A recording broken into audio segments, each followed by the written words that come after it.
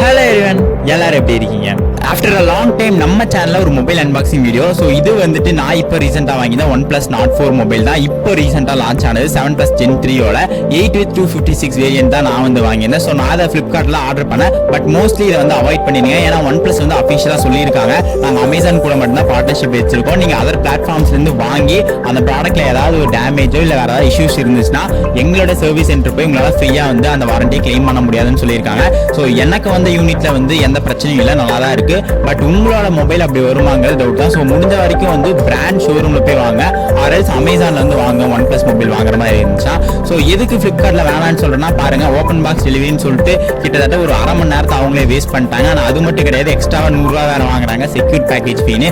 அது என்ன ப்ரோ பண்ணுவாங்கன்னு கேட்டா ஒன்றும் பண்ண மாட்டாங்க, பபிள் டிராப் கூட போட மாட்டாங்க, அப்படியே தூக்கி கார்ட்போர்ட் பாக்ஸ்ல போட்டு கொடுப்பாங்க. அதுக்கு எக்ஸ்ட்ரா ₹100. இதுக்கு எதுக்குடா வெள்ளையங்கிலி மாலையன்னு